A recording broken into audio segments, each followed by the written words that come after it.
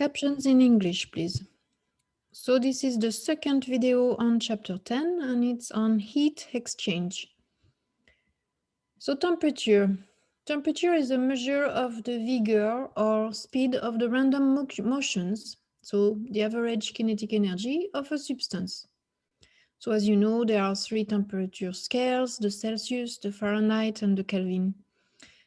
So temperature represents the average kinetic energy of particles. And so the Kelvin scale is used whenever you have calculations that involve temperature because it needs to represent the motion, right? And so it has to be always a positive value. And so only the Kelvin scale always has positive values. And so the molecule in a cold substance move slower than the molecules in a hot substance. So that's what temperature means. It really increases the speed of the movement when temperature increases. So heat, what is heat? Heat, so there is a spontaneous flow of energy from one object to another that is caused by a temperature difference. Whenever you have a temperature difference, you will have this exchange of energy. And so heat is the way in which thermal energy is transferred from a hot object to a colder object. So that's the difference between heat and temperature. Heat is this transfer of energy, of thermal energy from the hot object towards the cold object. And so in the example we have here, we have hot water at 90 degrees, cold water at 10 degrees, and we suppose that there is the same amount of water. And so if we give it time, the hot water will transfer its energy to the cold water, and the cold water will warm up, and the hot water will cool down. And so if the two substances are identical, like here, in the case of water, and if they have identical quantities, like here, there is equal quantities of the water at 90 degrees and at 10, then the final temperature will be the average. So you do 90 plus 10, it's 100, divided by 2, it's 50 degrees. So that's why at the end you have the two compartments with water at 50 degrees. So how does heat flow during a physical change or a chemical reaction? So before you can decide on that, we need to go through some definitions of the system and its surrounding. The system is part of the universe that we are focusing on. So, for example, the chemical reaction that is happening inside a beaker. It's what you're interested in. And so the surroundings are everything else in the universe that is not the system. So everything that surrounds it and that is not the system. So heat, when heat is given off by the system, we say that the heat exchange is exothermic, right? If the system is releasing heat to the outside, to the surrounding, then it's an exothermic heat exchange. If the heat is absorbed by the system, we say it's an endothermic heat exchange. So where does the heat come from in a chemical reaction? Well, it comes from the potential energy stored in the chemical bonds. So all those bonds that make molecules and hold the atoms together are sources of potential energy. And we know that energy is conserved. So when energy is lost by the system, it must be equal to the energy gained by the surrounding. So the exchange, the heat exchange between the system and the surrounding is exactly equal. What one loses, the other gains. So these diagrams are representing potential energy diagrams as a function of time or reaction progress. And so in the case of an exothermic process, the left diagram here, we have reactant So this is imagining a chemical reaction where we have reactant that will react and give products. And so the reactant have a higher potential energy than the product. So when this reaction will happen, you will lose energy. The system will lose energy, the reaction vessel, and there will be energy released to the surrounding. So in an exothermic process, there is a decrease in energy of the system, which means energy was released into the surrounding. In the case of an endothermic reaction, it's the reverse. You start with reactants that are lower in potential energy than the product that they will become when the reaction has occurred. And so because products are higher up in potential energy, the reactant will need to absorb some energy for the reaction to occur. And so that's an endothermic process. And so there is an increase in energy of the system, which means that energy was absorbed from the surrounding. So let's go through a concept check here to decide if, so first question is the freezing of water an endothermic or exothermic process? And so the freezing of water is an exothermic process. That may seem counterintuitive, but if you think about it, it is not. So the liquid water is held less strongly by intermolecular attractive forces than solid ice, right? We know that there is stronger intermolecular forces in solids. And so in the liquid, this allows the water molecule to move more freely around each other in the liquid phase. And so liquid water has more kinetic energy, right? Because kinetic energy is energy of motion. And so the liquid will have more kinetic energy than the solid. And so if it has more kinetic energy, then when you are going from a liquid to a solid, this extra energy will be released to the outside. It will, the liquid water will lose energy to the surroundings and become more stable in the solid state. So you see that there has been a release of energy to the surroundings. So that's why it's an exothermic process. Let's go through a second concept checked. And so again, pause the video and work this out on your own before you watch the answer. So let's classify each process as exothermic or endothermic and then explain. So to make this not confusing, the system is underlined in each example so that you know what to focus on. So A, your hand gets cold when you touch ice. So your hand is getting cold. So is this exothermic or endothermic for your hand?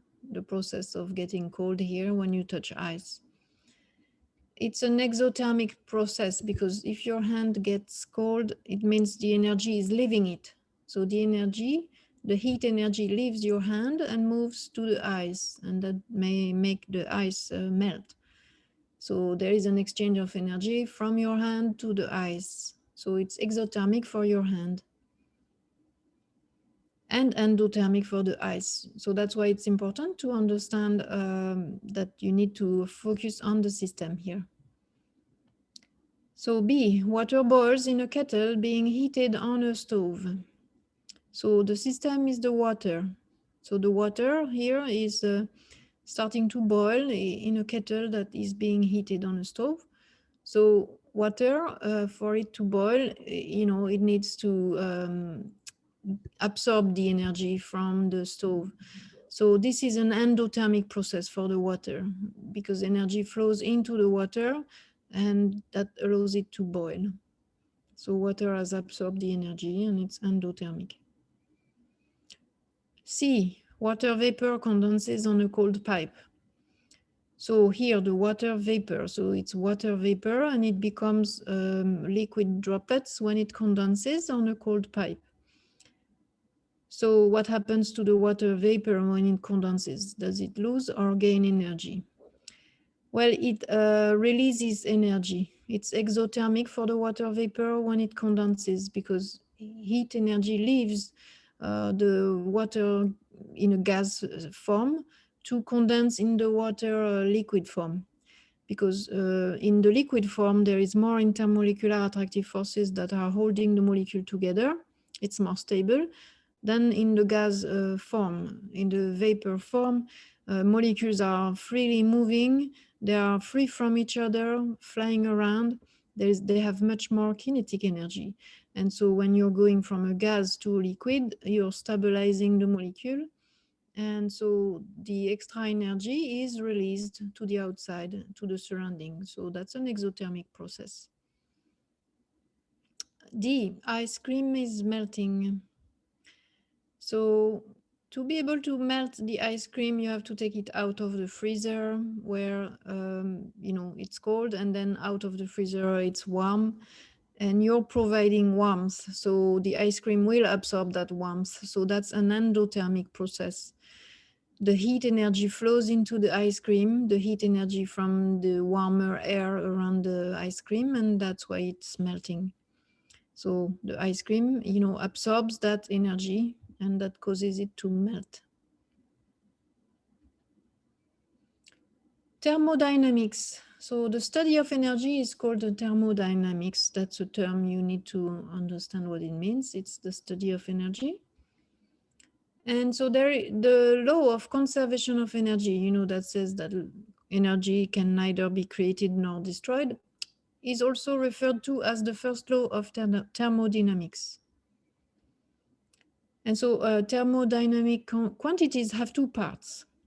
Magnitude, which is the amount of energy, so the number, and a sign. And the sign represents the direction of the energy flow from the point of view of the system. So again, it is always important for this kind of problems to visualize yourself within the system. And so the heat flow, when the heat flows into the system, we say it's endothermic. The system absorbs the heat. And so then the energy will be positive, and energy is symbolized by Q, and it's going to be a positive Q. And when heat flow out of the system, so the system releases the heat to the outside, to the surrounding, and so that's exothermic. And so the Q will be negative. It's going to be a negative Q because the system is losing that energy. So let's go through a concept check to apply this knowledge. So for each of the following, define the system and its surroundings and give the direction of energy transfer. So we have two situations here. A, methane is burning in a Bunsen burner in a laboratory. So let's decide what is the system, what is the surrounding, and then the direction of the energy transfer. So methane is burning in a Bunsen burner in laboratory. So methane is your system, and methane, for it to burn, it needs oxygen from the air. So methane and oxygen are the system, and when they are burning, they will produce carbon dioxide and water. So this is like the reactant and the product of a reaction. So your system is all of that, the reactant, and then when it's over, it's the products. And so the surroundings are everything else around the methane and the gases that are formed. And so the direction of the energy transfer, which way is it? So the energy leaves the system because it transfers from the system to the surrounding, because we know that burning is an exothermic process. Whenever you're burning something, you know that it releases a lot of heat. And so the burning of methane and oxygen together releases a lot of heat, and that we typically use, for example, to warm our houses, because methane is natural gas, and that's used to warm the air inside our houses. And so we use the fact that energy, is released from the burning of methane. Next, water drops sitting on your skin after swimming evaporate. So you're getting out of the pool and you have those drops of water on your skin, and they end up evaporating. So what is the system here? That's the water drops. The water drops are the system you're looking at. And so the surrounding is everything else around it. So that means your skin is part of the surrounding. The air around you is also the surrounding. And so what is the direction of the energy transfer? So the water drops are evaporating. For water, liquid water to evaporate, it needs to absorb energy. So that's going to be an endothermic process for the system here. And so the direction of the energy transfer is such that the energy transfers from the surrounding, and here your skin is going to bring the energy to the system, the water drops. So the water drops absorb the heat from the energy from your body, from your skin, and that allows them to evaporate because they need that energy to evaporate.